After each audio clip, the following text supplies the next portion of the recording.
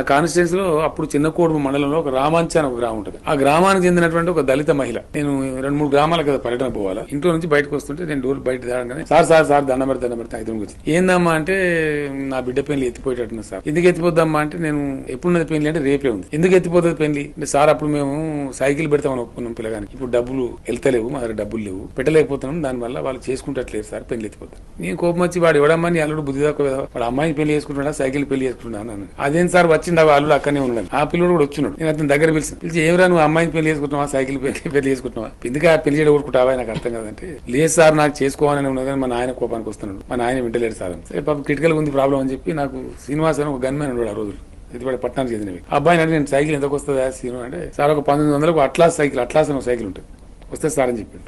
చెప్తే నేను 1900 జేబులో తీసిచ్చి పెళ్లి కదా పాపం ఎత్తిపోతుంది మళ్ళీ కష్టం అని చెప్పేసి ఆ 1900 రూపీస్ నేను శ్రీనివాస్కి ఇచ్చి తెచ్చి కొనిపెట్టు, అమ్మ నువ్వు తీసుకొని తొందరగా వెళ్ళిపో, నేను ఊళ్ళు తిరగడానికి పోతున్నాను, నేను మధ్యాహ్నం ఎప్పుడు 2-3 గంటలకు వస్తాను, నువ్వు టైం వేస్ట్ చేసుకోకు, రేపు పెళ్లి ఉంది కదా అడవులు ఉంటే పొమ్మని చెప్పి డబ్బులు ఇచ్చి వెళ్ళిపోయింది. నేను రిటర్న్ వచ్చిన 2:45-3 ప్రాంతంలో రిటర్న్ వచ్చేసి సైకిల్ వచ్చింది. అక్కడ పెట్టుకున్నదామె ఆమె కొబ్బరికాయ 2 అగరబత్తీలు పసుపు కుంకుమ పట్టుకుని అక్కడ నిల్చొని ఉన్నదా. ఎందుకు వెళ్ళలేదమ్మా, నువ్వు పెళ్లి కదా, నువ్వు ఇక్కడ ఇబ్బంది పడతావు కదా అని అంటే లేదు సార్ సైకిల్ ఒకటే సమస్య ఉండే, మిగిలిందంతా ఇంతిజాం అంటే ఏర్పాటు అని జరిగింది.